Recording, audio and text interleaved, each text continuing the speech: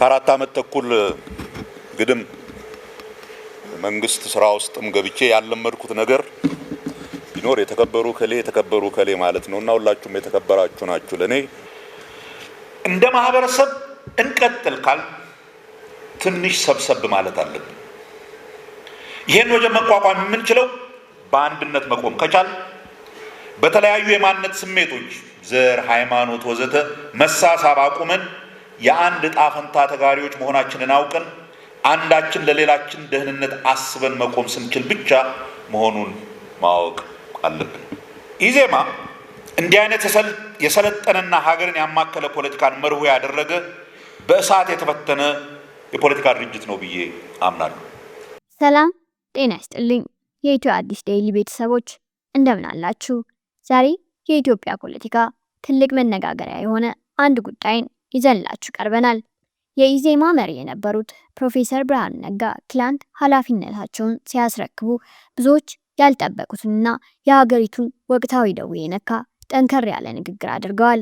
ይህ ንግግር የፖለቲካ ተንታኞችን ብቻ ሳይሆን እያንዳንዱን ኢትዮጵያዊ ሊያሳስብ የሚገባ መራር እውነትን ያዘለ ነው። ፕሮፌሰሩ ንግግራቸውን የጀመሩት በቁጭት ነበር። ኢትዮጵያ ከአንድ አውራ ፓርቲ ተጽዕኖ ተላቃ ወደ ብዙሃን ፓርቲ ስርዓት ትሸጋግራለች ብለን ብናስብም በተግባር የሆነው ሌላ ነው ብለዋል። ይልቁንም ትርጉም የሌላቸው በመቶዎች የሚቆጠሩ ፓርቲዎችን ከመመስረትና እርስ በርስ ከመዘላለፍ ውጪ እውነተኛ የሀሳብ ክርክር የሚደረግበት ፖለቲካ መፍጠር አለመቻላችንን ሳይሸሽጉ ገልጸዋል። በተለይ ደግሞ ያለፉት 10 ዓመታት ጉዟችንን ሲያስታውሱ የዓለምን ጭቁን ህዝቦች ነፃ እናወጣለን ብለን በመዝሙር ጀመርን። ዛሬ ግን እንደ ሀገር እንኳን አንድ መሆን አቅቶን በዘር ተከፋፍለን እንባላለን ሲሉ የኢትዮጵያ ፖለቲካ ከጅምሩ እስከ ዛሬ ድረስ በደም መፋሰስ የተመሰቃቀለ መሆኑን በልብ የሚነካ ቃላት ገልጸውታል። አሁን ያለውን የፖለቲካ መድረክ በምን አይነት ሁኔታ ላይ እንደሚገኝ ሲገልጹት ደግሞ እንዲህ ብለዋል። አቅም ያላቸው ጨዋዎች ስድብ ፈርተው የሚሸሹበት፣ አላዋቂ ደፋሮች ግን የሚሰበሰቡበት መድረክ ሆኗል። ይህ ንግግራቸው በኢትዮጵያ ፖለቲካ ውስጥ ያለው የስነ ምግባርና የእውቀት ደረጃ ምን ያህል እየወረደ መሆኑን ትልቅ ማሳያ ነው። ፖለቲካን በዘርና በሃይማኖት አዋቅረን በሰላም እንኖራለን ማለት አስቸጋሪ ነው ያሉት ፕሮፌሰር ብርሃኑ ወደፊት ሊኖረን የሚገባው ፖለቲካ ከተለመደው የብሽሽቅና የማሸማቀቅ አባዜ መውጣት እንዳለበት አሳስበዋል። በተለይም እኔ ያልኩት ብቻ ነው ልክ ከሚል የአላዋቂ ትዕቢት መታቀብ፣ የተለየ ሀሳብ ያለውን ሰው እንደ ደመኛ ጠላት አድርጎ ከመቁጠር መቆጠብ እና አሸናፊ ለመሆን ሲባል የሀገር ልጅ እንዲጎዳ ግድ ከማጣት ስሜት መውጣት እንዳለብን ጥሪ አቅርበዋል። በመጨረሻም ፕሮፌሰሩ ያስጠነቀቁት ትልቁ ጉዳይ አሁን ባለንበት የፖለቲካ ስነልቦናና አካሄድ ከቀጠልን በዓለም ደረጃ እየመጣ ያለውን ከባድ ወጀብና ጫና መቋቋም እንደማንችል ነው። ውድ የኢትዮ አዲስ ዴይሊ ተመልካቾች፣ የፕሮፌሰር ብርሃኑ ነጋ ንግግር ለሁላችንም ትልቅ የቤት ስራ የሚሰጥ ነው። እናንተስ በዚህ ንግግር ላይ ምን ትላላችሁ? የኢትዮጵያ ፖለቲካ በእርግጥም አቅም ያላቸው ጨዋዎች የሸሹበት መድረክ ሆኗል? ሐሳባችሁን በኮሜንት መስጫው ላይ አጋሩን። ለዛሬ ይህንን የፕሮፌሰሩ ንግግር ጋብዘናችሁ እንሰናበት። ከአራት ዓመት ተኩል ግድም መንግስት ስራ ውስጥም ገብቼ ያለመድኩት ነገር ቢኖር የተከበሩ ከሌ ማለት ነውና ሁላችሁም የተከበራችሁ ናችሁ። ለኔ እንኳን ለዚህ ጉባኤ ያደረሳችሁ። ክቡራትና ክቡራን የኢዜማ ሁለተኛ እንደተኛ ጉባኤ አባላት፣ ክቡራት የኢዜማ ሴቶች፣ ለዚህ ለዓለም አቀፍ የሴቶች ቀን በሰላም አደረሳችሁ ለማለት ፈልጋለሁ።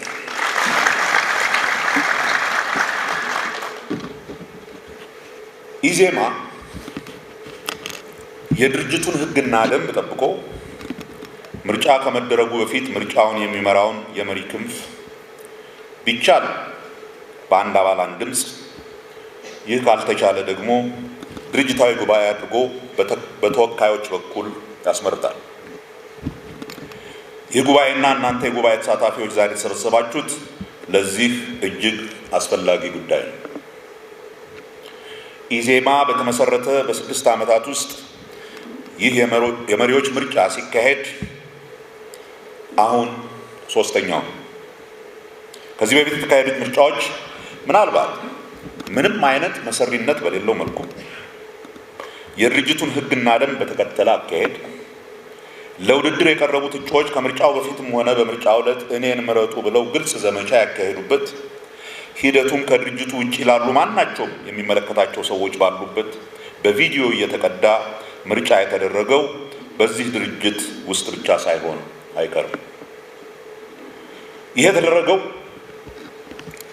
ደግሞ በድንገት ሳይሆን ታስቦበት ድርጅቱ ዴሞክራሲያዊነትን በራሱ ፓርቲ ውስጥ ማሳየት ካልቻለ የመንግስት ስልጣን ሲይዝ ሀገራዊ ዴሞክራሲያዊ ስርዓት ይመሰርታል ብሎ ማሰብ ስለሚያዳግት ነው።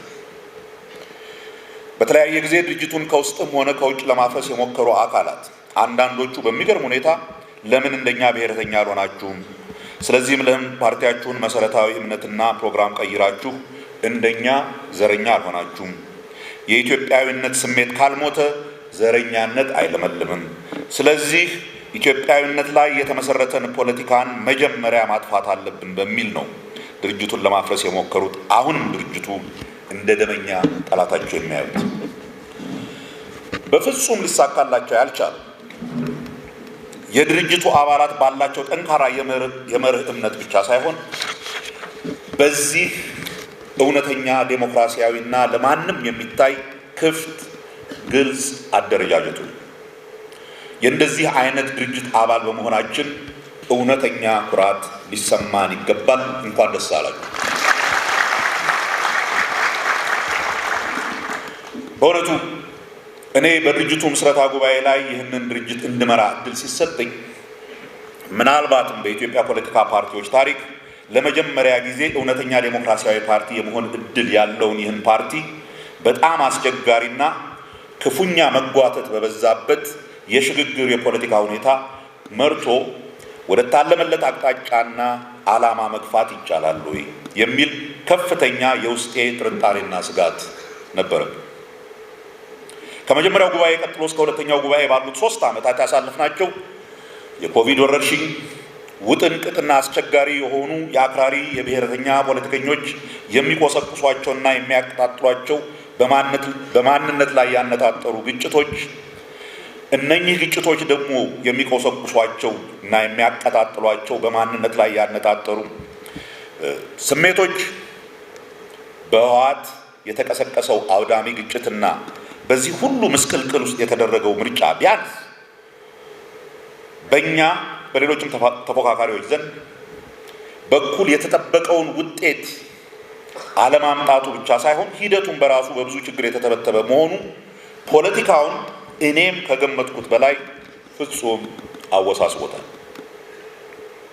በጊዜው የምርጫውን ውጤት ለመገምገምና የወደፊት አቅጣጫችንን ለመተለም ባደረግናቸው ተከታታይ ስብሰባዎች ግልጽ ሆኖ የወጣው የኢትዮጵያን ፖለቲካ እንደ ከዚህ በፊቱ ግልጽ በሆነ የወዳጅና የጠላት ፍረጃ ላይ ብቻ ተመስርቶ ማስኬድ እንደማይቻል፣ በሀገሪቱ ውስጥ ያለው የፖለቲካ ኃይሎች አሰላለፍ በቀላሉ ጥቁርና ነጭ ብሎ መለየት የማይቻል ብዙ ግራጫ ያለው ፖለቲካ እንደሆነ፣ ፖለቲካና የፖለቲካ ፓርቲዎች ሚና እንደ በፊቱ በግልቡ የፖለቲካ ስልጣን መያዝ ዋናና ብቸኛ መዳረሻ አድርጎ መጓዝ በፍጹም የማይቻል እንደሆነና የተለያዩ ፍላጎቶች ከሚንጸባረቁባቸው የፓርቲ ፖለቲካ በላይ የአጠቃላይ ፖለቲካ ማህበረሰቡ ወይም አገሩ መኖርና አለመኖርን አስቀድሞ መንቀሳቀስና በፖለቲካ ላይ የሚታዩ ልዩነቶችን ለጊዜውም ቢሆን አቻችሎ በጋራ መንቀሳቀስን ግዴታ የሚያደርግ ተጨባጭ ሁኔታ እየመጣብን እንደሆነ ጠንቀቅ ብለውና ተጨንቀው ለሚያስቡ ኃይሎች ግልጽ ሆኖ የመጣበት ጊዜ ነበር ማለት ይቻላል።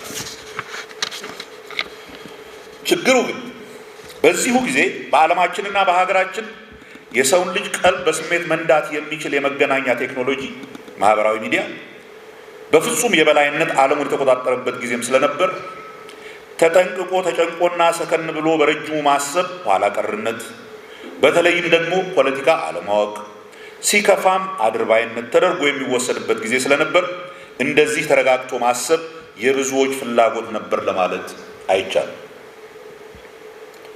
ምንም እንኳን የጊዜውን አስቸጋሪነት የተገነዘቡ የኢዜማ አመራሮች በምርጫው ጊዜ ሀገሪቱ የነበረችበትን አስቸጋሪ ሁኔታ ለማህበረሰቡ ለማስገንዘብ የሀገርን ጥቅም ማስቀደም አስፈላጊነትን፣ የኢትዮጵያ ጥቅምና አንድነት ማስጠበቅ ከፓርቲያችንም በላይ የምናየው ጉዳይ መሆኑን አገር ከሚፈርስ ኢዜማ ቢፈርስ እንመርጣለን የሚል መፈክር አውጥተን ብንቀሰቅስም ከምርጫውም በኋላ አገር ለማዳን የምርጫው ሂደትና ውጤት እየጎመዘዘንም ተባብሮ ሀገርን ማዳን ይገባል በሚል ከገዢው ፓርቲ ጋር ለመስራት ግን ደግሞ ይህ ችግር ፓርቲያችን ውስጥ አለመግባባት እንዳይፈጥር ጉዳዩን ለጉባኤያችን አቅርበን ከፍተኛ ውይይትና ክርክር አድርገን ወስነንም በዘውጌ ብሔረተኛነትና በማህበራዊ ሚዲያ የተጠለፉ ብዙ አባሎቻችንም ሆነ ጥቂት የማይባሉ አመራሮች ይህ አይነት በረጅሙ የሚያካሄድ እነሱ ከሚያምኑትና ከለመዱት የፍትጊያ ፖለቲካ ጋር ስላልሄደላቸው በድርጅታችን ውስጥም ቀላል የማይባል ችግር አሳልፈናል። ይሄ ውስጥ ችግር በሁለተኛው ጉባኤ ወቅት ተጠናክሮ የድርጅቱን አቅጣጫ በጊዜው የማህበራዊ ሚዲያ ወጀብ ግፊት ለማስቀየርና በሁለት እግሩ ከቆመበት የዜግነትና የሀገር ጥቅም የማስቀደም ፖለቲካ አውጥቶ ወደ ተለመደው የመንቆራቆስ ፖለቲካ ለመውሰድ በተደራጀ መንገድ ከድርጅቱ ውጪ ካሉ ብሔረተኞች ጋር በመግጠም በድርጅቱ ላይ ተዘምቷል። ወርቅ በእሳት ይፈተናል እንደሚባለው ኢዜማም ይህንን ከፍተኛ ፈተና አልፎ በሁለተኛው ጉባኤ ላይ የተሞከረውን አቋምና የድርጅቱን ምንነት የማስቀየር ሙከራ አክሽፎ የተለየ ሀሳብ ይዘው ለመጡት በቂ ጊዜ ሰጥቶና ጉባኤውን በበቂ ተወያይቶ ድርጅቱ የቆመበትን ዋና ምሰሶ ሳይለቅ ይኸው ለዚህ ለሁለተኛው አስቸኳይ ጉባኤና ለሰባተኛ ብሔራዊ ምርጫ ደርሷል።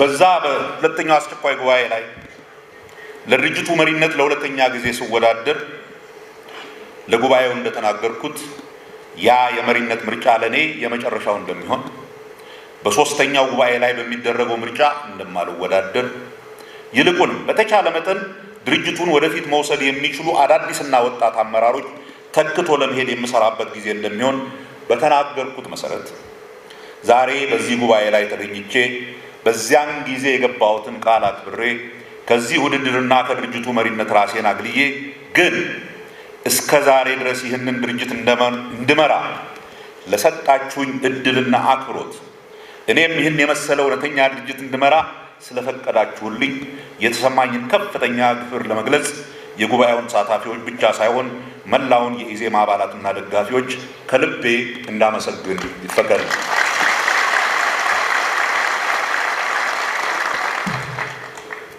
ይህ ጉባኤያችን የሚካሄደው በምርጫ ጊዜ ነው። ይህን ጉባኤ ስናደርግ የተወዳዳሪዎች ምዝገባ ተከናውኖ ተጠናቋል። ኢዜማ ምናልባት ከብልጽግና ቀጥሎ ከፍተኛ የሚባለውን ወደ 1258 እጩ ተወዳዳሪዎችን አስመዝግቧል። ከዚህ ውስጥ 299ኙ ለፓርላማ የሚወዳደሩ ናቸው።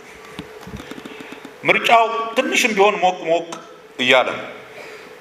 ምናልባት ካልተሳሳትኩ ቢያንስ 12 የሚሆኑ ክርክሮች እስካሁን ተካሂደዋል። ከዚህ ውስጥ 3ቱ ተላልፈዋል።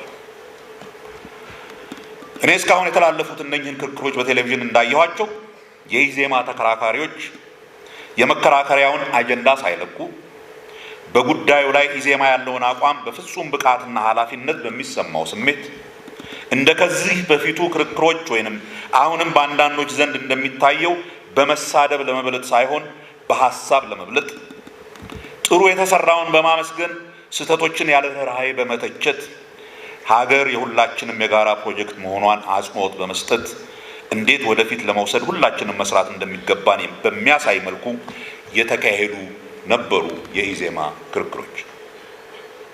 ጠንካራ መርህ ላይ ቆመው የብሔር ፖለቲካን አገር አጥፊነት ማሳየትና መቃወም አገሪቱ ውስጥ ያሉትን የተለያዩ ዘውጌ ብሔረሰቦች ባህል፣ ቋንቋና ስነ ልቦናን አለማክበር እንደሆነ አሃዳዊ በሚል አላዋቂ ፍረጃ ኢዜማን ለማጥላላት የሚሞክሩትን የሚያሳፍር ለሁሉም ኢትዮጵያዊ ከየትኛውም ብሔረሰብ ይምጣ እኩል የዜግነት መብትና በሀገሪቱ ጉዳይ ተሳታፊነትን የሚያጎናጽፍ እምነት ያለው መሆኑን ማንኛውም ብሔረሰብ ከሌላው ብሔረሰብ ያነሰም ሆነ የበዛ ኢትዮጵያዊነት ወይንም በሀገሪቱ ጸጋ የተለየ ተጠቃሚነት ሊኖረው እንደማይችል ይልቁንም በብሔር ስር ተወሽቆ የሀገሪቱን የጋራ ሀብት በሙስና ለመመዝበር የሚደረገው ሙከራ ሁላችንንም ሀገራችንንም በእጅጉ እንደሚጎዳ ለማሳየት ነበር የኢዜማ ተከራካሪዎች የሞከሩት። ይህ ሁሉ ደግሞ ለወደፊቱም የሀገሪቱን የፖለቲካ ቅኝት ለማስተካከል ባለመ ፍጹም ጨዋነት ነበር የተደረገው። እነኚህ ክርክሮች በእርግጥ በኢዜማነቴ እንድኮራና የወደፊቱ የኢትዮጵያ ፖለቲካ ካለፉት 50 ግድም ዓመታት ከተቸከለበት ሊወጣ እንደሚችል ፍንጭ ያየንበት ነበር። ትልቅ ምስጋና ለተከራካሪዎቻችን ስጡልኛል።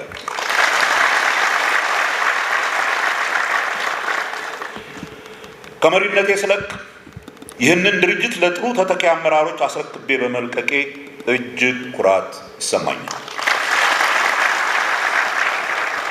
ያለቀና የበቃ ነው ለማለት አይደለም። ገና ብዙ የወደፊት መሪዎች ማፍራት ይጠበቅብናል። ኢዜማ የአመራር ማሰልጠኛ ማዕከል ያቋቋመውም ለዚህ ነው። ግን ከድርጅቱ መሪነት መልቀቄና ለእንዲህ አይነት ወጣቶች ማስረከቤ አስረክቤ መሄዴ እጅግ ያስደሰተኝን ያክል ትንሽም ቢሆን ያስቆዘመኝ ነገር አለ። ይኸው የትውልድ ወይም የእድሜ ሽግግሮች የሚያሳዩቸው ትንሽ የሚመስሉ ግን ዘላቂ እጥፋቶች እያዋዙ ሁኔታዎችን እንደሚቀይሩ ነው።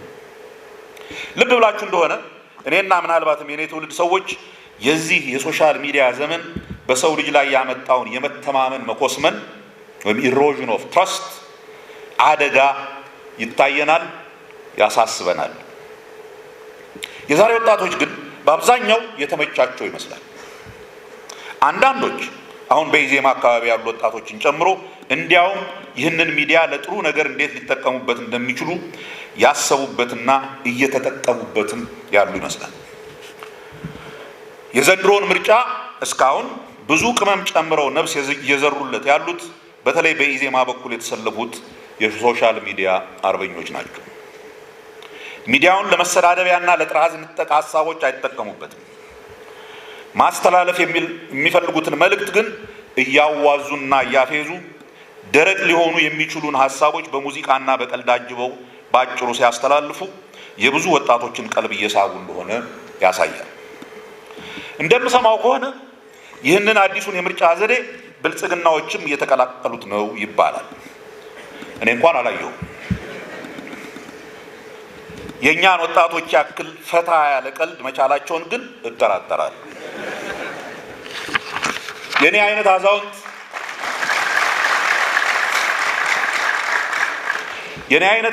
እንዲህ አይነቱን የፈጠራ አካሄድ ቢያንስ አያመነጨውም ነበር።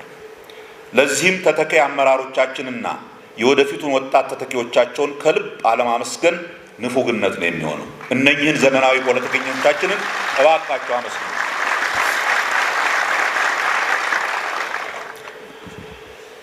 ውድ ጉባኤተኞች፣ የሚቀጥሉት 2 አስርት ዓመታት የኢትዮጵያ ፖለቲካ እስካሁን ከነበረበት የንትርክና የመጠፋፋት ፖለቲካ ወጥቶ ወደ ተረጋጋና ስልጡን ፖለቲካ መሸጋገሩ እጅግ ወሳኝና እንደ ሀገር ለህልውናችን ግዴታ ነው ብዬ ከምር አምናለሁ። ይህን ካላደረግን ደግሞ ሊመጣ የሚችለው አደጋ እጅግ ያሳስበኛል። ከፊታችን ያሉትን 2 አስርት ዓመታት በተለየ እንድናያቸው የሚያደርገን በአጠቃላይ በዓለማችንና በአካባቢያችን እየተቀየሩ ያሉ ነገሮችና በዚህም ምክንያት በሀገራችንም ሊመጡ የሚችሉ ለውጦችን ከግምት አስገብተን በረጅሙ ስናስብ ይህ ሽግግር ለምን አስፈላጊ እንደሆነ ግልጽ ይሆናል ብዬ ተስፋ አድርጋለሁ። በአጠቃላይ በዓለማችን ላይ የመጣ ካለው ወጀብ ልጀምር። ይህንን ንግግር በሐሳብ ደረጃ ማዘጋጀት የጀመርኩት የካቲት 23 2018 ወይም ማርች 2 2026 ነው። ይህ ዕለት አሜሪካና እስራኤል በኢራን ላይ ጦርነት በጀመሩ በሁለተኛው ቀንና ኢራንም ለዚህ ምላሽ በአሜሪካ በእስራኤልና በእነሱ ደጋፊዎች ናቸው በምትላቸው የገልፍ ሀገሮች ላይ ግን በአብዛኛው በእነኚህ ሀገሮች ባሉት የአሜሪካ ወታደራዊ ቤዞች ላይ በሰፊው ሚሳኤሎች መተኮስ የጀመረችበት ጊዜ መሆኑ ነው። በመጀመሪያው ቀን የቦምብ ድብደባ የኢራንን የሃይማኖትና የፖለቲካ መሪ በቤታቸው እንዳሉ ገድሏቸዋል። በነጋታው ወደ 175 ህፃናት የሞቱበት የሚናብ የሴቶች አንደኛ ደረጃ ትምህርት ቤት በቦምብ ተደብድቧል። ይህ ጦርነት ፍጹም ዓለም አቀፍ ሕግን የጣሰ የማናለብኝነት ጦርነት እንደሆነ አብዛኛው ጉዳዩን የተከታተለ ሰው የዓለም አቀፍ ድርጅቶችን ጨምሮ ይስማማሉ። ይህ ጦርነት በድንገት የተፈጠረ አይደለም። ለወራትና ምናልባትም ለዓመታት ዝግጅት የተደረገበት ነው። ከዚያ ጥቂት ሳምንታት ቀደም ብሎ የአሜሪካን መንግስት የአንድን ሉዓላዊ ሀገር መንግስት መሪ የቬኔዙዌላ ከነሚስታቸው አገራቸው ውስጥ በጦር ኃይል አስገድደው አግተው ወስደዋል። ከጥቂት ዓመታት በፊት እንዲህ አይነት ትዕቢት ያው የተባበሩት መንግስታት ሳይመክርበት ሆኖ አይታወቅም፣ አይታሰብም። አሜሪካ ኢራቅን ለመውረድ ስትዘጋጅ የሐሰት ማስረጃ ይዘውም ቢሆን የተባበሩትን መንግስታት ድጋፍ ለማግኘት ሞክረው ነበር። አሁን ለምን ለብቻቸው በማናለብኝነት ለመሄድ ወሰኑ? ይህ ዓለማችን ስላለችበት ዓለም አቀፉ ወይም ወርልድ ኦርደር የምንለው ስርዓት ምን ይነግረናል? በጥቅሉ እያየን ያለነው ከሁለተኛ ዓለም ጦርነት በኋላ የተመሰረተው የዓለም አቀፍ ስርዓት በማያጠራጥር ሁኔታ እየሞተ መሆኑን ብቻ ሳይሆን ያንን የሚተካው ስርዓት ምን መሆኑ በግልጽ ባልታወቀበት ሁኔታ የሚፈጠረውን አደገኛ ውዥንብርም ነው እያየን ያለነው። በአሁኑ ጊዜ ማየት ለሚፈልግ ሁሉ ግልጽ ሆኖ የወጣው ከሁለተኛ ዓለም ጦርነት በኋላ ቶቻችሁ ታስታውሳላችሁ። ሁለተኛ ጦርነትን ከፈጠሩት ነገሮች አንዱ የሊግ ኦፍ ኔሽንን ሕግ ማክበር አለመቻል። ኢትዮጵያ የዛ ማዕከል ነች። ከሊግ ኦፍ ኔሽን ውድቀት በመማር የዓለም ሀገሮችን ግንኙነት ለሁሉም በእኩልነት በሚያገለግል ሕግ እንዲገዛ ተብሎ የተመሰረተው የተባበሩት መንግስታት ድርጅትና የተባበሩት መንግስታት ቻርተር የሚባሉ ተያያዥ ዓለም አቀፍ ድርጅቶች ከ40 ያላነሱ ሌሎች የተባበሩት መንግስታት ተቋማት ቻርተሩን ተግባራዊ ለማድረግ በፍጹም አቅም ተስኗቸው ሀያላን ሀገራት የሚባሉት በፈለጉ ጊዜ የማንንም ፈቃድ ሳይጠይቁ በፈለጉት ሀገር ላይ የፈለጉትን የኢኮኖሚ የፖለቲካና ወታደራዊ እርምጃ መውሰድ የሚችሉበት የ19ኛው መቶ ክፍለ ዘመን አይነት ጉልበተኞች አገሮችን ቅኝ የሚገዙበት ያ ዘመን የጉልበተኞች ዘመን እየመጣ እንደሆነ ግልጽ እየሆነ አንዳንድ ተንታኞች ይህንን ሁኔታ በአቅም ላይ የተመሰረተ የጉልበተኛ ሀገሮች ፖለቲካ ወይም ቢግ ፓወር ፖለቲክስ ይሉታል። ይህ ደግሞ በዓለም አቀፍ ደረጃ ብቻ ሳይሆን በተለያዩ የዓለም ቀጠናዎችም ራሱን ችሎ የሚከሰት የዓለም የሕግ ስርዓት የሚባለው ከሞላ ጎደል ፈርሷል ማለት ይቻላል። ይህ ዓለማችንን ወዴት ይመራታል? ሰላም ሆና መቆየት ትችላለች ወይንስ ከዚህ በፊት ያየናቸው አይነት በተለይ በዛሬ ጊዜ ኒውክሌር ዘመን እንደመሆኑ ውጤቱ የሰውን ልጅ ፍጹም ሊያጠፋ የሚችል እጅግ የከፋ ሊሆን እንደሚችል ሳንረሳ መጠነ ሰፊ ዓለማዊ ጦርነቶች ይከፈታሉ? በአንድ ምሰሶ ላይ ቆሞ የነበረው ወይም ዩኒፖላር ወርልድ የምንለው ወደ ብዙ ምሰሶ ያለው ዓለም ወይም መልቲፖላር ወርልድ የሚሸጋገር ከሆነ በሰላም መሸጋገር ይችላል ወይንስ በመጨረሻው ጉልበት የሚፈታው ነው የሚሆነው? በዚህ ሁኔታ እንደ ኢትዮጵያ ያሉ ገና ያልጠነከሩ ድሃ ሀገሮች በተለይ የአፍሪካ ሀገሮች እጣ ፈንታ ምን ይሆናል? ሉዓላዊነታቸውን ጠብቀው መቆየት ይችላሉ? ምን አድርገው?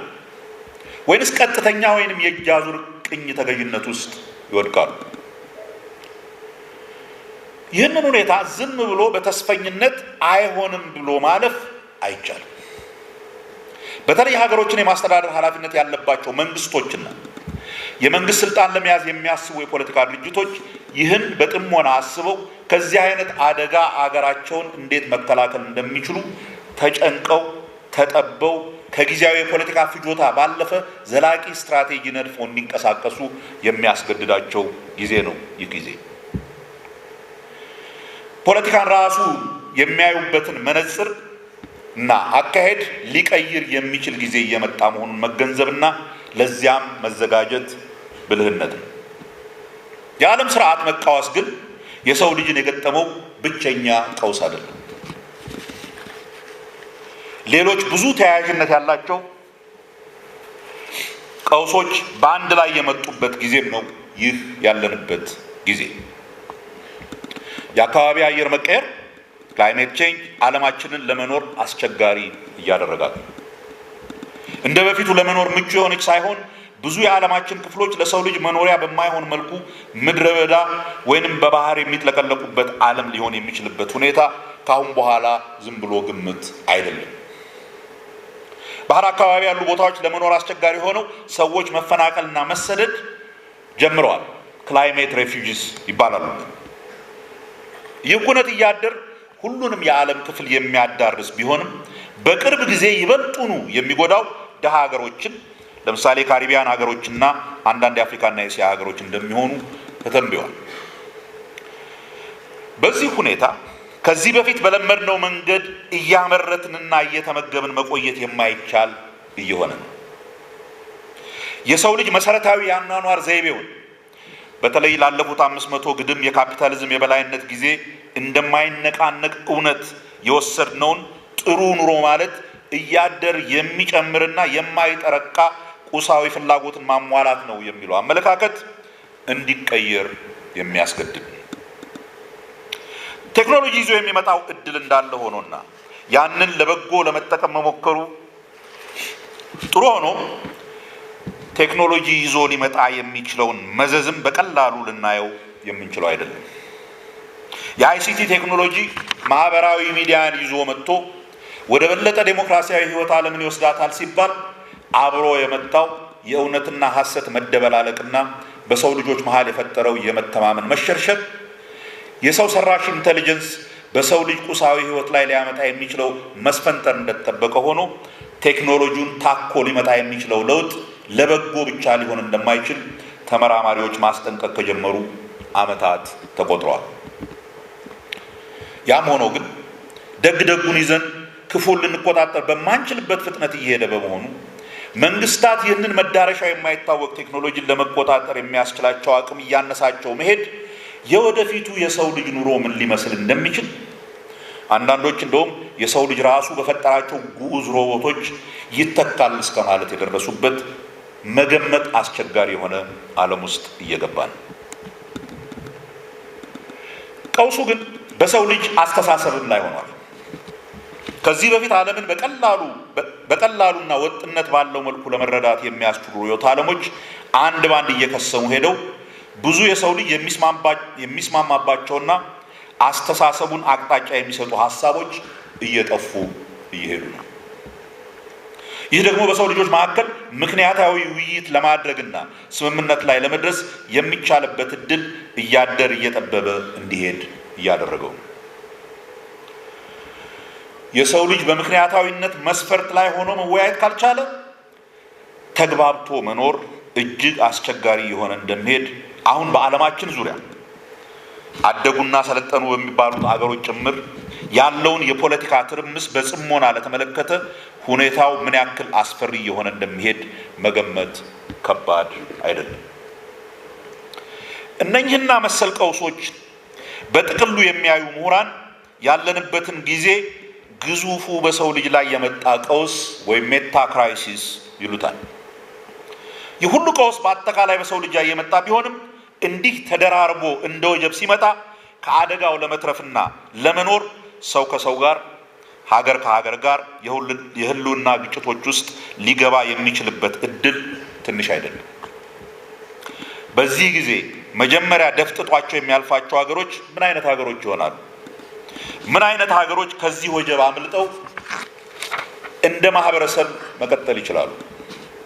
የሚሉትን ጥያቄዎች አስቦና መክሮ እንደ ማህበረሰብ ሊያስቀጥሉን የሚችሉ አስፈላጊ ወረቶችንና እሴቶችን ነቅሶ አውጥቶ በእነኛ ላይ አበክሮ መስራት ያስፈልጋል። እነኚህ ምንድናቸው የሚለውን ራሱን የቻለ ሰፊ ውይይትና ትንተና እንደሚያስፈልገው መቼም ጥያቄ የለውም። ያም ሆኖ ግን የተወሰኑትን በእኔ እምነት ብዙ ሰው ሊስማማባቸው የሚችሉትን እና ዛሬ ከተሰበሰብንበት ምክንያት ጋር የሚሄዱ ጥቂት አስፈላጊ ነገሮችን ለውይይት መነሻ ያክል ብቻ ላንሳ። እንደ ማህበረሰብ እንቀጥል ካል ትንሽ ሰብሰብ ማለት አለብን።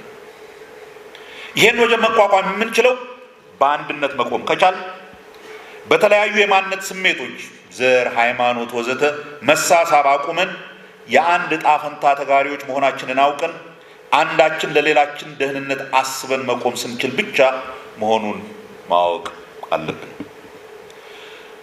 ይህ ወጀብ ከመጣና አብረን ካልተቋቋም ነው ሁላችንንም በጋራ ጠራርጎ እንደሚወስደን አውቀን ያሉንን ልዩነቶች በቀና ውይይት ቀርፈን ጊዜ ሳይቀድመን ሰብሰብ ማለት አለብን። ከኛ ውጪ ለኛ የሚያስብልን ሌላ ኃይል በነጠላም ሆነ በጋራ እንደሌለ አውቀን በመሃላችን ነፋስ እንዳይገባ ተጠንቅቀን እንደ አገር ልጆች በጋራ መቆም አለብን። በመካከላችን ያሉ ግጭቶችን በቶሎ መቋጨት አለብን። ሁለተኛ፣ ከድህነትና ከችጋር ጋር በተቻለ ፍጥነት መላቀቅ አለብን።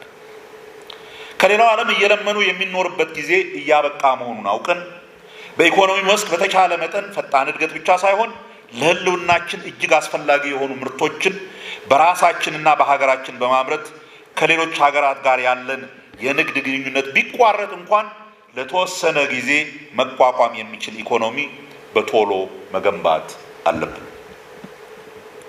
ራሳችንን መመገብ መቻል፣ ወሳኝ የኢንዱስትሪ ምርቶችን በራሳችን ማምረት፣ የመከላከያ መሳሪያዎችንና ግብአቶችን ጨምሮ በኤነርጂ ራሳችንን መቻል፣ ለዚህም የሚያስፈልገውን ቁጠባ ለማግኘት ወገባችንን ጠበቅ አድርገን ለተወሰነ ጊዜ መኖር መልመድ አለብን።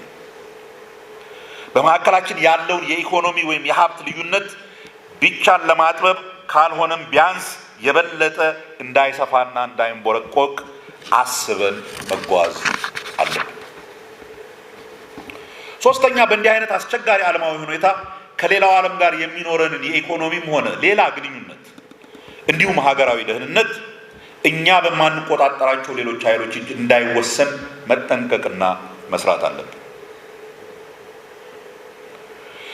የውጭ ግንኙነታችን በተቻለ መጠን ሁሌም ከራሳችን ማህበረሰብ ጥቅም እንደ ሰው ልጅ አስበን ከሌሎች የሰው ልጆች ጋር የሚያስተሳስሩንን የሰው ልጃዊ እሴቶችን በሚመለከት ካልሆነ በቀር ከአገራችን ጥቅም አኳያ መቃኘት አለብን። በመጨረሻም በእውቀትና በክህሎት የተገነባ ወጣት ትውልድ ማፍራት አለብን። አዳዲስ እውቀቶች ለማፍለቅ የማያውቀውን ለመጠየቅ የማይፈራ በሳይንሳዊ እውቀት የታነጸና በልማድ ያልተተበተበ እጆቹ ሁሌም ለስራ የሚታትሩ በአቋራጭ የሚገኝ እውቀትም ሆነ ሀብት ጊዜያዊ እንደሆነ የሚያውቅ ስንፍናን የሚጸየፍ ንጽህናን የሚወድ ጠንካራ የሞራል ስብዕና ያለው አዲስ ትውልድ ለመፍጠር መትጋት አለብን። ከዚህም በላይ ብዙ ነገሮች ማድረግ ያሉብን ነገሮች አሉ። ለዛሬው ግን ዝርዝሩን እዚሁ ላይ ላብቃና እነኚህ ከላይ የጠቀስኳቸው አራት ጉዳዮች በእርግጥም እንደ ሀገርና እንደ ማህበረሰብ ቀጣይነታችንን ለማረጋገጥ ያስፈልጋሉ በሚለው ላይ ከሞላ ጎደል ከተስማማን ቀጥለን ባጭሩም ቢሆን መመለስ ያለብን ጥያቄ እነኚህን ችግሮች ታዲያ ለመፍታት ፖለቲካችን በአጠቃላይ እስካሁን ሲሄድበት በነበረው መንገድ ቀጥሎ መፍታት ይቻለናል ወይ የሚለው። መልሱ በፍጹም በዛ መንገድ ሄደን ልንቀርፈው የምንችለው አይደለም፣ አይቻለንም። ለዚህ ነው ይህንን ውይይት ሲጀምር ያልኩትን ፖለቲካችን በሚቀጥሉት 2 አስርተ ዓመታት መሰረታዊ በሆነ መልኩ መቀየር አለበት ያልኩት። ወገኖች፣ ላለፉት 65 ግድም ዓመታት በኢትዮጵያ ዘመናዊ ፖለቲካ ወይንም ሀገሪቱ መዘመን አለባት በሚል እልህ የጀመረው ፖለቲካ ከመንግስቱ ንዋይ መፈንቅለ መንግስት ጀምሮ ብንቆጥረው እንኳን የሄድንበት መንገድና የደረስንበት ቦታ ስንነሳ ካለምንበት ጋር ሲነጻጸር አራምባና ቆቦ ነው ማለት ይቻላል።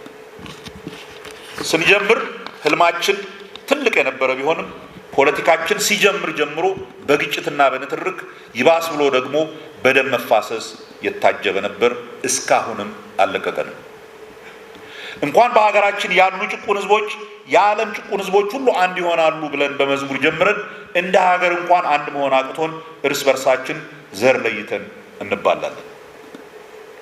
የድህነት ችግራችንን በጭፍር ርዕዮተ ዓለም ተመርተን በአዲስ ኮሚኒስት ስልተ ትምህርት በመቀየር ድህነትን ከምድረገጽ እናጠፋለን ብለን ተነስተን ድህነትን አባብሰን አረፍን።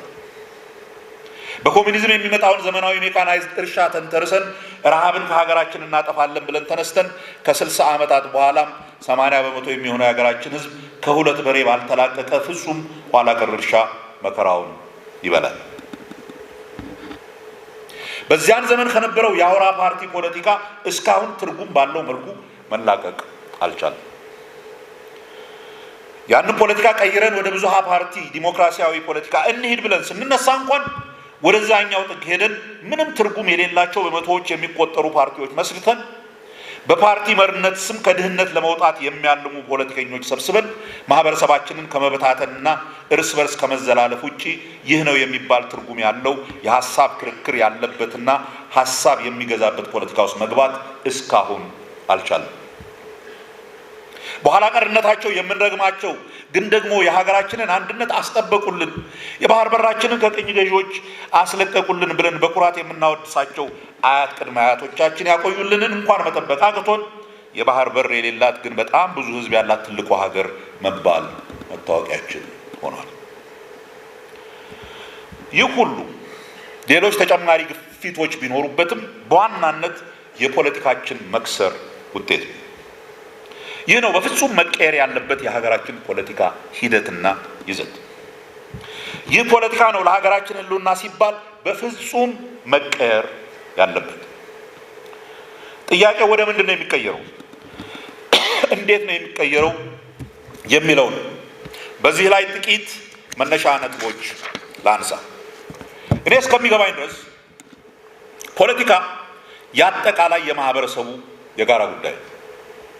በሀገር ፖለቲካ ዙሪያ የሚወሰኑ ማናቸውም ውሳኔዎች የአጠቃላይ የማህበረሰቡን ጥቅም ማስጠበቅን ማዕከል ያደረጉ መሆን ያለባቸውም ለዚህ ነው። ከሌላው የማህበረሰብ ክፍል በተለየ የግልና የወል ፍላጎታችንን ማለትም የተወሰኑ የማህበረሰብ ክፍሎችን የሚመለከቱ ብቻ ከሆኑ ለማስጠበቅ የምንጠቀምበት ከሆነ ፖለቲካው ይቆሽሻል፣ ይበላሻል፣ የፍትጊያ መድረክ ይሆናል። በእርግጥ በግል ወይም በወል የሚያስፈልጉን ግን በጋራ እንደ ማህበረሰብ ብቻ ልናሟላቸው የምንችላቸው ፍላጎቶች አሉ። ለምሳሌ የሃይማኖት ስብስቦች ሃይማኖታቸው እንዲከበር ከሌሎችም ሃይማኖቶች እኩል እንዲታይላቸው ሃይማኖታቸውን በራሳቸው አውድ በሰላም እንዲያከብሩ ይፈልጋሉ። ይህን በእርግጠኛነት ሊያገኙ የሚችሉት የፖለቲካ ስርዓቱ መብታቸውን እንደ ሁሉም የማህበረሰብ ክፍል በእኩልነት ሲያይላቸው ብቻ ነው። የፖለቲካ ስርዓቱ የሚያዳላባቸው ከሆነ ወይንም ሰላሙን ካላስከበረላቸው ይህን የወል መብታቸውን ሊጎናጸፉ አይችሉም። ስለዚህ ለፖለቲካ ስርዓቱ ባይተዋር ይሆናሉ። ግለሰቡ ጥሩ ህይወት ኖር ያለው ለማለት ለጋራ ጥቅም ሲባል ትንሽም የተገደበ ቢሆን ነፃነቱን ይፈልጋል። በሰላም ወጥቶ መግባት ይፈልጋል። ከሱ በላይ በፈረጠሙ ጉልበተኞች ሰርቶ ደክሞ ያገኘውን ሀብት ሊቀማ አይፈልግም። ይህን የሚያገኘው ደግሞ ይህንን ነፃነቱንና ደህንነቱን በእኩልነት የሚያረጋግጥለት የፖለቲካ ስርዓትና የሚያስፈጽም መንግስት ሲኖረው። በሌላ አነጋገር ሁሉም የአንድ ሀገር ዜጋ እንደ ግለሰብም ሆነ እንደ ወል ስብስብ የሚሻቸውን ፍላጎቶቹን ማግኘት የሚችለው በጋራ በፖለቲካ ስርዓቱ ለሁሉም በሚወሰኑ ውሳኔዎች፣ ምክንያቱም የመንግስት ውሳኔዎች ለሁሉም ላይ አስገዳጅ ስለሆኑ እኩል ተጠቃሚም ለምሳሌ ሰላም በማግኘት እኩል ኃላፊነትም ለምሳሌ ተመጣጣኝ ታክስ መክፈል እና እኩል ተሳታፊም ለምሳሌ በመራጭነት ሲሳተፍ ይሆናል። ይህ ደግሞ ሊሆን የሚችለው የመንግስት ስርዓቱ ለሁሉም እኩል በሆነ መስፈርት በዜግነቱ መቋቋም ሲችል ብቻ። ለዚህ ነው ለማህበረሰብ ሰላም፣ መረጋጋትና አንድነት እንዲሁም እኩል የኢኮኖሚ ዕድል ተጠቃሚነት እጅግ አስፈላጊ የሆነው ፖለቲካው ሁሉንም በእኩልነት በሚያይ መስፈርት መቃኘት አለበት የሚባለው። መጪውን ወጀብ ለመቋቋም ሰብሰብ ብለን እንደ ሀገር ወይም እንደ ፖለቲካ ማህበረሰብ ማሰብ አንድነታችንን ማጠናከር ይገባል ካል ፖለቲካችን በእኩልነትና በጋራ ጥቅም ላይ የተዋቀረ መሆን አለበት። ፖለቲካን በዘርና በሃይማኖት አዋቅረን የተለያዩ ዘሮችና ሃይማኖቶች ባሉባት ሀገር በሰላም እንኖራለን ማለት አስቸጋሪ። የኢትዮጵያ ፖለቲካ ወሳኝ በሆነ መንገድ በሚቀጥሉት ዓመታት ወደዚህ አይነት የዜግነት ላይ የተመሰረተ ፖለቲካ መግባት አለበት ብዬ አምናለሁ። ከዚህ አንጻር ኢዜማ የቆመበትን ይህንን መርህ በጊዜያዊ የብሔር ስሜት ግፊቶች ሳይጠለፍ አጠንክሮ ይዞ መቀጠል የዚህ አቋም ተጠቃሚነት ለሁሉም ማህበረሰባችን ጥቅም እንደሚያስፈልግ ከራሱ አልፎ ሌሎችንም የፖለቲካ ኃይሎች እንዲረዱትና እንዲቀበሉት ሞትወት ይገባል። ፖለቲካው በዜግነት ላይ መመስረቱ ብቻውን ግን ከውስጥ መጓተት ያድነዋል ወይንም የሚመጣውን ወጀብ ለመቋቋም ብቻውን ይበቃል ማለት አይደለም። የኢኮኖሚ ጥቅሞችና ፍላጎቶች ለግጭት፣ ላለመረጋጋትና በአጠቃላይም ለአገር ደካማነትና ለወጀቡ ተጋላጭ ያደርገናል። አስበን አቅደንና ደክመን ሰርተን ማህበረሰባችንን ከድህነት ማውጣት ኢኮኖሚያችን በቀላሉ የማይናጋ ጠንካራ መሰረት ላይ ማቆም ይጠበቅብናል። እንደ ሀገር ምርታችን በቂ አይደለም። በሰፊው ማምረት አለብን። ኢኮኖሚያችን ክፉኛ ለውጭ ኢኮኖሚ መዋዠቆች ተጋላጭ ነው። በዋና ዋና የኢኮኖሚ መስኮች የሀገር ውስጥ ጠንካራ መሰረት መጣል አለ። ለሁሉም ዜጎቻችን ኢኮኖሚያዊ እኩልነትን ማረጋገጥ እንኳን ባንችል የተሻለ ህይወት የመኖር እድልን ለብዙ ዜጎቻችን እንዲደርስ ማድረግ አለብን። ፍጹም ድህነትን በተቻለ ፍጥነት ከሀገራችን ማጥፋት አለብን። ይህ እጅግ በጣም ብዙ ስራ ይጠይቃል። የሁሉም ፖለቲከኛ ዋና ፍላጎት መሆን አለበት። ፖለቲካችን የምንከተላቸው ፖሊሲዎች ይህን እንድናደርግ የሚያስችሉን ሊሆኑ ይገባል። በዚህ ላይ የሀገሪቱ የፖለቲካ ኃይሎች የጋራ ስምምነት ወይም አንድ አቋም ሊይዙ እንኳን ባይችሉ በአካሄድ በፖሊሲ ቢለያዩ እንኳን ቢያንስ የመናቆር አልፎም የግጭት ምክንያት እንዳይሆኑ መጠንቀቅን ይጠይቃል። የፖለቲካ ስልጣኑን የያዘው ማንም ሆነ ማን የፖለቲካ ስልጣኑን የራሱን ወይንም የተወሰነ የህብረተሰብ ክፍል ጥቅምን በአድሎ ለመጫን እስካልሞከረ ድረስ የፖለቲካው ሰላም መሆን እነኝህን የኢኮኖሚ ፍላጎቶች ለማሟላት እና በዘላቂነት ማህበራዊ መረጋጋት ለመፍጠር ከዚያም በጋራ የውጭ ጫናዎችን ለመቋቋም ያስችላል። የፖሊሲና የአካሄድ ልዩነቶች ወደ ግጭት የሚወስዱ እንዳይሆኑ ሁሉም ፖለቲከኛ በኃላፊነት ስሜት እንዲንቀሳቀስ ያስፈልጋል። አሁን ባለው የዓለማችን ሁኔታ ደግሞ ይህን በአስቸኳይነት ስሜት ማህበረሰባችንን በጋራ ለዚህ ዓላማ በማሰለፍ በጋራ መስራት ይኖርብናል። አሁን ያለንበት ድህነትና የኢኮኖሚ ሁኔታ ይህን ወጀብ አልፈን እንደ ማህበረሰብ ለመቀጠል በፍጹም አያስችልም። በውስጣችን ያሉ የፖለቲካ፣ የሃይማኖት፣ የዘር ማንነት ወዘተ ልዩነቶችን የውስጥ ባላንጣዎቻችንን ለመጉዳት በሚል ወይንም ለአጭር ጊዜ የቁስ ጥቅም በሚል በምንም አይነት ፖለቲካችንን የውጭ ኃይሎች መጠቀሚያ እንዳናደርገው መጠንቀቅ አለብን። መጪው ፖለቲካ እንዲህ አይነት ባንዳነትንና ስግብግብነትን የማይሸከም መሆኑን፣ እንዲህ አይነት ደካሞች ከፖለቲካው ሊጠቀሙ የማይችሉ መሆኑን ሁሉም ሀገራዊ የፖለቲካው ኃይሎች ማሳየት አለባቸው። የሀገራችንን ጥቅም ያስቀደመ ፖለቲካ የሁሉም ፖለቲካ ኃይሎች መነሻ ሀሳቤ መሆኑ ግዴታ ብቻ ሳይሆን የሀገራችን የህልውና ጥያቄ መሆኑን ሁሉም ፖለቲከኛ ወይንም የፖለቲካ ምኞት ያለው ወይም አምቢሽን ያለው ኢትዮጵያዊ ተረድቶ ነው ፖለቲካ ውስጥ መግባት ያለበት። ይህ ግን በውጭ ግንኙነታችን ብቻ ሳይሆን የሀገር ውስጥ ጉዳይም ሆነው የዕለት ተዕለት ፖለቲካችን ጢብ መጫወቻ መሆን የሌለባቸውን ጉዳዮች ለይተን እነኚህን ጉዳዮች የጊዜያዊ የፖለቲካ መሸናነፊያ እንዳይሆኑ የሚጠነቀቅ ፖለቲካ ነው የወደፊቱ ፖለቲካችን መሆን ያለበት። በሀገርና በህዝቡ አንድነትና ክብር ላይ፣ በሰላም ላይ፣ በደህንነት ተቋሞቻችን ላይ፣ በልጆቻችን ትምህርት ላይ፣ የማህበረሰባችን የሞራል መሰረት በሚያናጉ ጉዳዮች ላይ ወዘተ ልዩነት እንኳን ቢኖረን ለጊዜያዊ ፖለቲካ ሳይሆን እነኚህን ጉዳዮች በማይጎዱና በሚያጠናክሩ መልክ ነው የወደፊቱ ፖለቲካችን ሊያያቸው የሚገባው። ሁሉም ነገር የፖለቲካ መጫወቻ አይደለም፣ ሊሆንም አይገባም። በመጨረሻም የወደፊቱ ፖለቲካ ከተለመደው የብሽሽቅና የማሸማቀቅ ፖለቲካ መውጣት አለበት። የሚደማመጥ መሆን አለበት። እኔ ብቻ ያልኩት ነው ልክ ከሚል ባዶው ያላዋቂ ትዕቢት ወይንም ለማሸነፍ እስከጠቀመኝ ድረስ ሌላው የሀገሬ ልጅ ቢጎዳ ግድ የለኝም ከሚል ግዴለሽነት መታቀብ አለበት። ፖለቲካ ብቃት ያላቸው ጨዋ ዜጎች ስድድብ ፈርተው የሚሸሹት አላዋቂ ደፋሮች ብቻ የሚሰበሰቡበት መሆን የለበትም። ሌላውን የመስማት ከሌላው መማር የሚፈልግ ሁሉንም ልዩነት ሆን ብሎ ለማጥፋትና ለመበደል ታስቦ የተያዘ አድርጎ ማሰብ ወይም የተለየ ሀሳብ ያለውን የያዘውን ሁሉ እንደ ደመኛ ጠላት አድርጎ ከመቁጠር መቆጠብ ያስፈልጋል። ፖለቲካችን ባለፉት 60 ግድም ዓመታት በተጓዘበት መንገድ ከዛ በፊት የነበረው ሸግዬ ፖለቲካ ነበር ለማለት አይደለም። ስላልሆነም ነው ማህበረሰቡም ለውጥ ፈላጊ ያደረገው።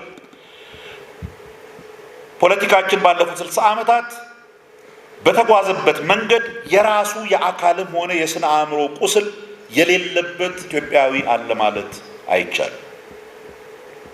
የሌላውን ቁስል ለመረዳት የሚሞክር ርኅራኄ የተጨመረበት ፖለቲካ ሲኖረን ነው የመጣብንን ወጀብ በጋራ መቋቋም የምንችለው። እነኚህን ለውጦች ተሸክሞ ለመሄድ የሚችል የማህበረሰብ ፖለቲካዊ ውቅር ከሌለን በሀገራችን ላይ ሊመጣ የሚችለውን መዘዝ መገመት በጣም አስቸጋሪ ይሆናል። በሌላ አነጋገር እስካሁን ስንሄድበት በነበረው የፖለቲካ ስነ ልቦናና አካሄድ እንደ ሀገር በዓለም ደረጃ እየመጣ ያለውን ወጀብ መቋቋም በፍጹም አያስችልም። ኢዜማ እንዲህ አይነት የሰለጠነና ሀገርን ያማከለ ፖለቲካን መርሁ ያደረገ በእሳት የተፈተነ የፖለቲካ ድርጅት ነው ብዬ አምናለሁ። እየመጣ ያለው ፖለቲካ እንደዚህ ያሉ የሰከኑ የፖለቲካ ድርጅቶችን የሚያጎለብት በጭፍን ስሜትና በብሽቅ ፖለቲካ የተካኑትን እያኮሰመነ የሚሄድ ይመስለኛል። የኢዜማ አይነት ድርጅቶች መኖራቸውና ቀጣይነታቸው በሀገራችን የተረጋጋ ዘላቂ የፖለቲካ ስርዓት ለመመስረት አስፈላጊ ነው ብዬ ከልቤ አምናለሁ። ይህንን ኃላፊነቱን እንዲወጣ ደግሞ ኢዜማ በእምነቱና በአቋሙ ዙሪያ የሚሰበሰቡና ለመማር ዝግጁ የሆኑ ወጣቶችን መሳብ፣ ፖለቲካን ፈርተው ሸሽተው የነበሩ ግን ሀገራቸውን የሚወዱና ምክንያታዊ ፖለቲካን የሚሹ ወገኖችን በሩን ክፍት አድርጎ መቀበልና ማሰባሰብ አለበት። የቀድሞውን አይነት የአውራ ፓርቲ ፖለቲካ ለመቋቋምና በዘላቂው የተረጋጋና ዴሞክራሲያዊ ፖለቲካ በሀገራችን እንዲያብብ ኢዜማ በአደረጃጀቱም ሆነ ለእምነቱ ባለው ጽናት ጉልህ ሚና መጫወት ይችላል ብዬ ከልቤ አምናለሁ። በዚህ እምነቴም ኢዜማውያን እንደማታሳፍሩኝ እርግጠኛ ነኝ።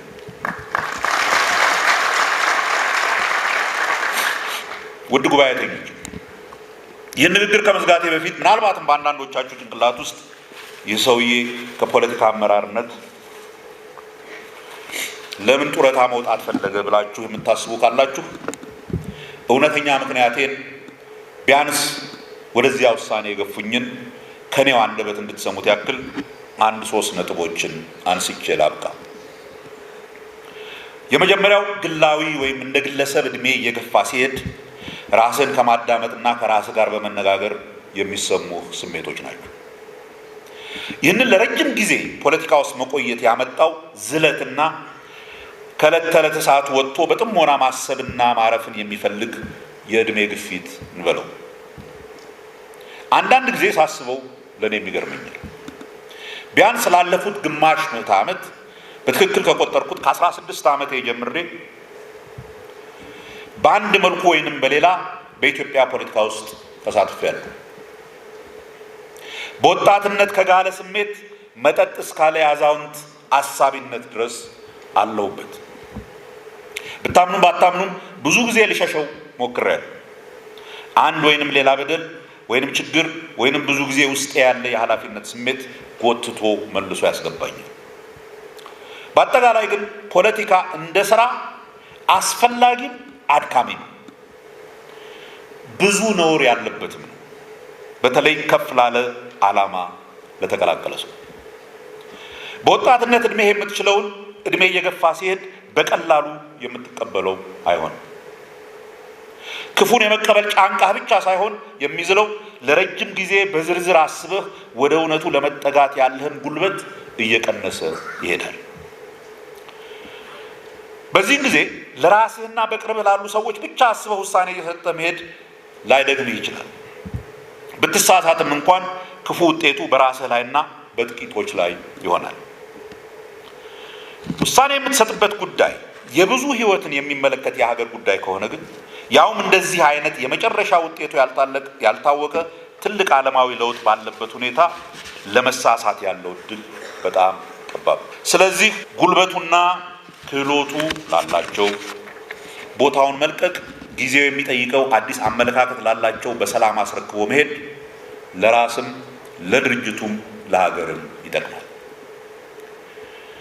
ሁለተኛው ምክንያት ደግሞ በአጠቃላይ በሰው ልጅ የመጣው ከምክንያታዊነት ከማሰብና ከእውነት ጋር የተጣላ የንትርክና የሙግት ባህል አድካሚ እየሆነ መሄዱ በማህበራዊ ሚዲያ ዘመን ምክንያታዊነት በጠፋበት፣ የሰው የማንበብ ትዕግስት በተሟጠጠበት፣ እውነትና ሐሰት መለየት ባልተቻለበትና ለእውነት ወገንተኛነት እጅግ በቀነሰበት ፖለቲካ ብቻ ሳይሆን በአጠቃላይ ምንም አይነት ውይይት ውጤታማ ሊሆን አይችልም።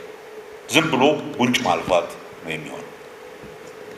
በዚህ አይነት ጊዜ ምክንያታዊ ሰዎች በፖለቲካው ብቻ ሳይሆን በአጠቃላይ ከህዝብ መድረክ ወይም ፐብሊክ ኢንጌጅመንት ትንሽ መራቅን ቢመርጡ የሚገርም አይደለም።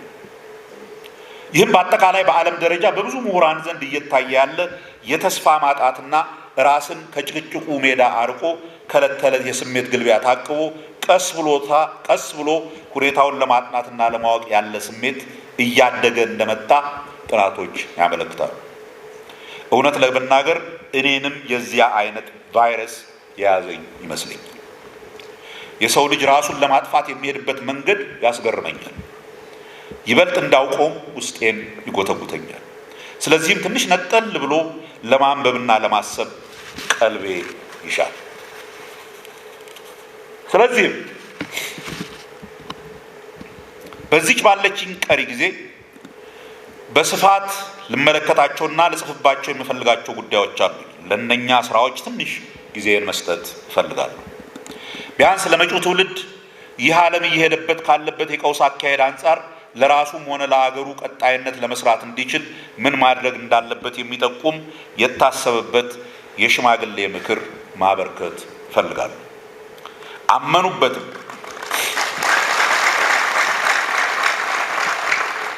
አመኑበትም አላመኑበትም አንድ ቀን ወደፊት ማንበብ እንደገና ፋሽን ይሆናል ብዬ ስለማምን፣ ውድ ዜማውያን፣ ውድ የሀገሬ ልጆች፣ ይህ ማለት ግን ከፖለቲካ ወይንም ከሀገር ጉዳይ ሙሉ ለሙሉ እርቃለሁ ማለት አይደለም። እንደ ዜጋ ለሀገር የሚጠቅም ነገር ለመስራት አቅም እስከፈቀደ ድረስ በድርጅት ውስጥ አካዳሚውን በመደገፍ ወይንም ወጣት አመራሮችን በማሰልጠን ወይንም ፈጣሪ አይበለውና ወጣቶች ከአዛውንቶች ሀሳብ እንፈልጋለን ካሉ በሀገር ጉዳይ ለመመካከር ሁሌም ፈቃደኛ ነኝ። ከድርጅቱ ውጭም ቢሆን በማስተማር ወይንም በመንግስት ስራም ቢሆን ከፖለቲካ ወጣ ባሉ ሙያዊ ስራዎች ማገዝ አቅም እስካለኝ ድረስ የምቀጥል ይመስለኛል። ለእናንተ ለኢዜማ ጉባኤተኞችና አባላት እንድታውቁትና ከልባችሁ እንድታምኑት የምፈልገው ግን አንድ ነገር አለ።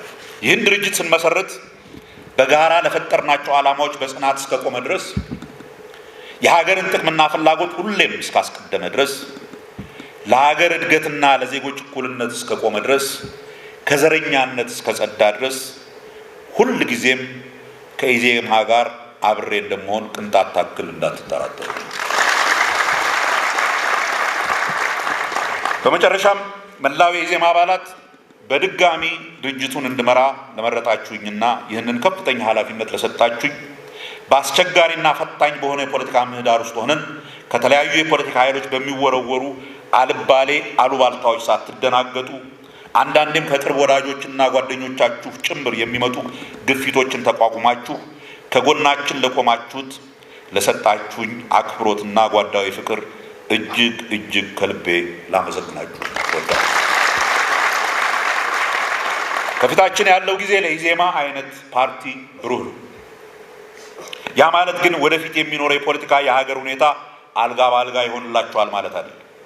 አንድነታችሁን ጠብቃችሁ ልዩነት ሲኖራችሁ ባሉት መዋቅሮች ውስጥ አድቅቃችሁ ተወያይታችሁ ካልባሌ ሐሜትና ወሬ ታቅባችሁ የድርጅቱን ሕግና አሰራር ተከትላችሁ እናንተው የመረጣችኋቸውን ወጣት መሪዎች አክብራችሁ እስከሄዳችሁ ድረስ መሪዎቹም አባላቱን አክብረው ከአባላት የሚመጡ ሀሳቦችን ችላ ሳይሉ ከግምት እስካስገቡና በውስጣቸውም እርስ በርስ ሽኩቻ ወጥተው በጓዳዊ ፍቅር መስራት እስከቻሉ ድረስ ይህን ደግሞ እንደሚያደርጉ ጥርጥር የለኝም። ይህ ድርጅት ከፍተኛ ቦታ እንደሚደርስ ፍጹም አልጠራጠርም። እንደገና ስላከበራችሁኝ ፈጣሪ ያክብርልኝ። ፈጣሪ ኢትዮጵያንና ልጆቿን ይባርክ። በጽሞና ስላዳመጣችሁ አይደለም